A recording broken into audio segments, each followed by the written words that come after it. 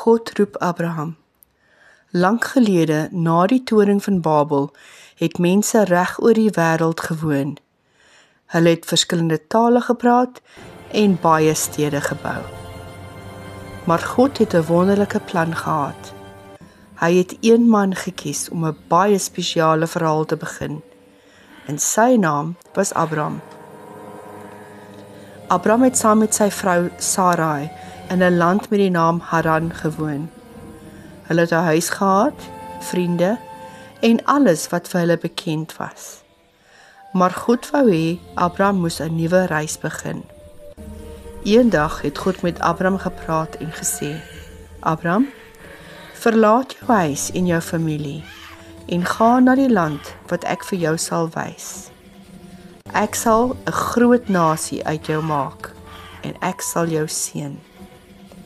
Deur jou sal al die mense op die aarde geseën word. Abraham het nie geweet waarheen hy gaan nie. God het hom nie 'n kaart gewys nie, maar Abraham het God vertrou.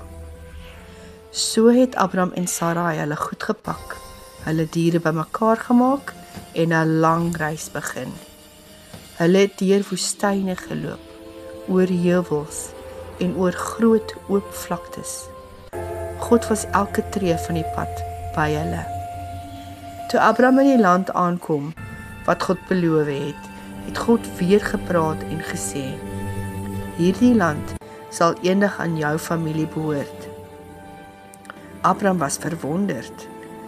Hy het God gedank en 'n altaar gebou om hom te aanbid. Al het Abraham en Sarai nog nie kinders gehad nie, het hulle God se belofte geglo.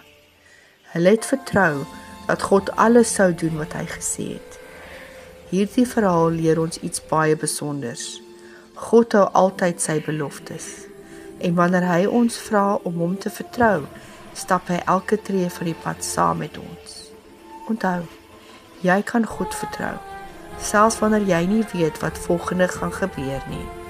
Hy lei jou altyd met liefde. Amen.